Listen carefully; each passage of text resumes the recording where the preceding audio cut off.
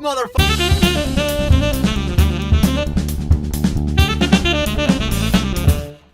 Good evening, muggles, wizards, no mages, trolls, spiders, basilisks, elves, Centaurs, ministers, and all sorts of magical. And remember, if you're a bitch like Umbridge, you can get the fuck out of here. Umbridge and Yurok, you're not welcome. Just GTFO now and save us all the headache. Yep. And the arm scars. That's metal. You know that someone did that. No, sorry. You know that the Umbridge scene from whatever it was, Order of the Phoenix, was inspired by Slayer fans carving Slayer into their arms. Yeah. Which I hope that's not a real thing. I hear about that on the internet. I've never heard about someone doing it in real life. I hope it's not a real thing. I hope not. Anyway, hey! We're Harry Potter. The beginning of the end. Yeah. Literally. Quite literally. It's like, you hear that sometimes. This is quite literally the beginning of the end. So this is Harry Potter and Deadly Hallows Part 1. Which this is where, again, we're talking movies, not books. So, yeah, I don't really remember a whole lot from this Hallows. I remember Hallows Part 2, I don't remember Part 1. Here's the problem with this movie. It's forgettable. Yeah. You kind of have to rewatch this one to really to kind of know what's going on. Because this picks up right after the end of the Half-Blood Prince, right? With the death of Dumbledore, the Death Eaters taking over Hogwarts. Right. Like with the other movies, there's like, at the end of 1 and beginning of 2, you can tell there's a bit of a time jump. Yeah. Like, it's like, you skip the summer. You don't need to worry about the summer. This one just straight up picks up into it again. Yep. And same thing with the end of this one and the beginning of the next one. See, the thing with this movie is that I think, like the Half-Blood Prince, it is not an action-based movie. It's more of a dialogue-based kind of story, right? Setting the stage for the final conflict. Yeah. So this is like someone put it, it's like they're more geared for adults. So like, a child is gonna fall asleep with these movies. It's like they're like, yeah, it's boring, just talking. I want to see magic. Magic. I can bring this back now. What? Doctor Strange is about to come out. Magic. Also awesome movie. It's awesome magic movie. Yeah. I can't wait for that to come out. Few days. Maybe it's gonna be out by the time you watch this. Maybe by me. Who knows? Yeah. But say like these two tend to be very slow. Part 1 and Half-Blood Prince. They tend to be very slow movies. However, I still find some enjoyment in it, and I find some enjoyment in just certain scenes in the movie. I like the beginning with things, the heart-wrenching part where like Hermione makes her parents forget her, and like she erases herself from all their memories. Yeah, so she basically wiped herself from the planet. Yep. It has some cool scenes aside from the camping, which there's a lot of. There's a lot of fucking campers. I can use that line in Halo and for this movie. There's a lot. I will say that one scene where Harry's on the other side, or was it Hermione? Someone's on the other side of a magic barrier, and all the Voldemort people are on the other side. It's like Hermione. Was it Hermione? Basically, barrier here, Hermione here, Death Eaters here. Yeah. Death Eaters come right about there with the barrier, and then they just piss off. Mm-hmm. That panning shot between like Hermione looking out, going past the barrier, losing Hermione, having them looking into the forest, panning around again, and then going back onto Hermione's side, it's a really cool piece of cinema. Just like the way it's pretty awesome done. Trick to do. And I mean, I don't know how. Is it green screen? I find it kind of reminiscing to where in Azkaban where the camera goes into the mirror. Yeah. And like then comes out and like it's like I don't know, like that's just pretty awesome camera tricks that they do. Yeah. So I mean, like, again, we talked about this before, like in the first 2, where they're kind of using camera tricks to sell the magic of the world. Oh, yeah. But that, I will say, that one scene makes up for all the fucking camping they do. Yes. Because seeing that would not make sense if they were in the middle of the city. That's true. That would not make sense if they were in Hogwarts. No. That makes sense in the middle of the woods where they're hiding out and they're camping and they're trying to, like, just wait until they can make their next move. Yep. And that is just such a cool piece of the movie. Honestly, that might be one of my favorite parts in the entire series, just the way that it's shown. Yeah. So, I mean, that kind of makes up for it. And yeah, there's a lot of camping and talking and laying in bed and going, oh, what was us? How will we ever recover? And then next movie kind of solves that. But, like, it makes sense. I don't like it. Mm-hmm. But getting... Oh, shit, what did I just want? Getting that scene is totally worth it, honestly. Yep. Yeah. Now, it's important to note that this movie kind of had a lot of character development for the three kids. Which I mean, the character development, you would put that somewhere in the middle of the series, not at the end. But You'd think so. yeah. But I mean, it does give you a more like insight into the characters, and you can see like Ron getting jealous of Hermione and Harry being together all the time because Hermione's the brains and Harry is the one. Hermione is the brains. Harry is courage, and I guess by process of elimination, Ron is the power. And by their powers combined, they are the Oh, so this is Legend of Zelda. My bad. Legend of Zelda coming later wants to, sometime around March actually, wants to switch drops and we get Breath of the Wild. Anyway, again, yeah, character development. Ron is a jealous bitch, but he shouldn't be because he gets together with Hermione later on. That has to be like for the actors. That has to be an awkward like series of scenes to be shooting, where Ron has to be all jealous. Yeah. Harry has to be interested in Hermione, and then Hermione's got to be the I'm not here for a relationship. I mean, I wouldn't have to be fake to be interested in Hermione. Yeah, but also, all right. Also, you gotta remember these three have basically grown together. up. Yeah, together. Yeah, I get it. By filming these, so I mean, like, there's gotta be some degree of like siblinghood between them. Now, there's a couple of things. There's a reason why Ron gets pissed off, and that's because of the Horcrux he has. Because they realize that the Horcrux they got, that the one Dumbledore had to like drink the poison water for was a fake. Right. And so they had to go to the Ministry for it. So they get these guys and everything, and they see Mrs. Bitchface once again, still alive. Where you think, where the fuck did this bitch come from? I thought she was dead.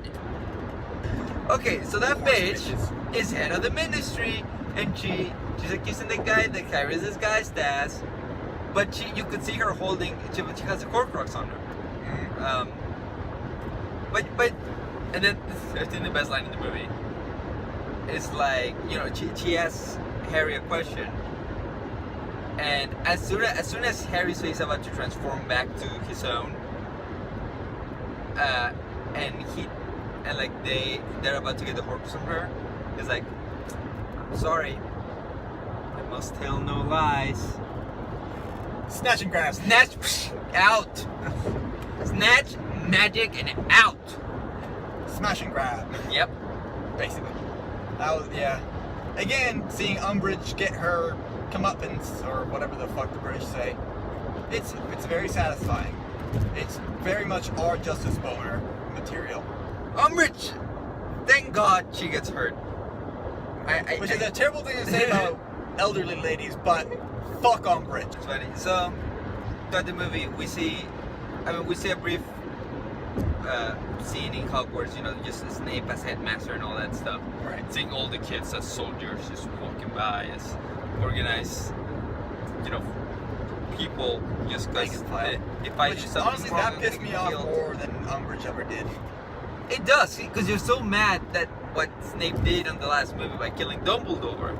And then there's all of a betraying sudden, him. Military school, because fuck it, yeah, that's what I'm paying what billions of dollars for. So because Ron is wearing that necklace of the Horcrux, he's been corrupted and he's all jealous of everything that's going on. So interestingly enough, he does somehow, by the grace of God, of Merlin, it's not God, by the grace of Merlin's beard, By Merlin's beard. he finds the Sword of Gryffindor, which, if you're not at Hogwarts, I didn't think you could still get the Sword of Gryffindor if you're not Anyways, One word. So gets the sword. Magic. He gets the sword and just smashes the hell out of the Horcrux as he sees a ghost of Harry and Hermione just making sweet, sweet love in front of him. Well, at least he directed the anger at the Horcrux instead of at Harry and Hermione. Well, the final act at Death Eaters, you know, headed by Bellatrix, getting hold of the kids and kidnapping them after they talk to Ollivander, who tells them the story of the Deadly Hallows, the story of the three brothers, and how each one of them, you know, how they cheated death by making a bridge, and that just rewards it with their gifts. One of them being that the oldest one gets the elder one, who just to be the most powerful wizard. Wins every duel. The other one wanted to bring his beloved back, so he gets a resurrection stone. Which that's straight up like some Philosopher's Stone shit right there, right? Like that's just not a. Oh no, wait, right? Philosopher's Stone is something different. That was something different. And then the youngest brother just wanted to have an invisibility cloak, just to travel around, unnoticed, unseen. Of course, for the first two brothers, and shit ends badly. Yeah, shit ends badly. Like shit ends real badly. It's pretty much. They end really badly. They end dead. I mean, dead. You don't cheat death forever. Yeah, exactly. It's just like somebody steals a wand and kills a guy. The other one sees his wife as a zombie and kills himself. Because shit, that's depressing. Yeah. The other one, but death is like, what the fuck is the other one? Where is he? Made too good of an invisibility cloak on accident, and yeah. He'll see you in 60 years. So, but at the end of the day, you know, the story is like, you know, that youngest one managed to death greeted him as a friend. No, he greeted death as an old friend. As an old, yeah, they did, yeah. One greeted the other one as a friend, they're right? friends now. So they're friends now, and so. No kidding. So it was very nice little stories. Like, you know, if you don't die, if you cheat death, you're fine. As Moral of the story, kids. Death always wins. Death is the house. You don't play against a house. House always wins. Death wins. Yep. But again, so Ollivander, that story, the guys get kidnapped and Dobby saves them and gets murdered. Yeah. Yeah. He says, Dobby is a free elf for the last time. He dies. I don't think the camera picked any of that up, but he dies. He's crying like a bitch. I'm dead inside. So yeah, Dobby's dead. Big whoop. I'm gonna get so much fucking hate for that. And who killed him? Bellatrix, like Strange. Less Strange. That bitch has killed two people Harry cares about. There's as much blood on her hands as Voldemort's hand in Harry's mind. As far as Harry's concerned, yeah. Yeah. Now Voldemort clearly killed a lot more people. Yeah, because, true, but you know, shit goes down like that. But yeah, Lestrange kills Black and Dobby. we see all that, and at the end, we end the movie with Voldemort finding Dumbledore's grave, opening it, and grabbing the other one from him, and just becoming the most powerful wizard of them all. Potter movies. Yeah. So what was your favorite part of this forgettable journey? I mean, honestly, a lot of it was so forgettable that I think that piece where we talked about earlier, where they spin around between the barrier, that was honestly just, it's not any story reason, it's just, it looks so cool. Yeah. That might be it. Because honestly, there's in so much of this entire movie, this is exposition the movie. Yes. If ever this was an exposition movie, this is one. It's the directors realizing, shit, we have no way to tell them all the stuff they need to know for the ending. Cut it in two, just tell them everything right before the end. That's really all this is. It's just the director's going, all right, so this is what you need to know, and then blah, blah, blah, blah, blah, 2.5 hours later, cool, see you in 8 months for the battle. That's really how this entire movie went. You? Favorite part? Favorite part, is the only reason I care a lot about this movie, and that is the tale of the three brothers. That tale, the way it was made, with that kind of the puppetry style of it, The like shadow puppet. The kind shadow of thing. puppetry, I thought it was fantastic. I just absolutely love the way they told that story. Caroline. Again, I mean, for this, I mean, this one particular scene, I just loved everything they did with it. And this is the one scene in the movie that I always like. If I have the movie in the background, as soon as the movie as soon as the scene starts, I just watch. You just pay attention. I just pay attention. This onward is when it's good. Anyways, but I just love it. I mean, I just really love it. I mean, it's a story within a story. And Yeah. You don't really see those that often. Nice to see that, and kind of just makes everything else pop a lot more. So, least favorite part? There's a lot to choose from. Umbridge, Snape running Hogwarts like a fucking military camp. I don't know. Camping. All the camping. All the Fucking There were camping. one grab lift and one shotgun short of me fully raging at the screen. So anyways, next week we got the grand finale of this series. Oh my gosh, I love this. Finally. I love it. Yes, finally. And then Fantastic Beasts comes out. And I imagine you're going to do a video on that. I'm gonna definitely make a video on that because it comes out. So tune up to watch that. Subscribe, like, and do all that stuff. And I think we'll see you next time. Thanks for inflating our egos. Bye. Bye. Now guys, thank you very much for watching. If you like this video, click the like button like BB8 down there. Watch our other stuff up here and follow us on Twitter @Radamix and subscribe right here so you don't miss out on our latest content. Hope you enjoyed this one and we'll see you next time. Bye.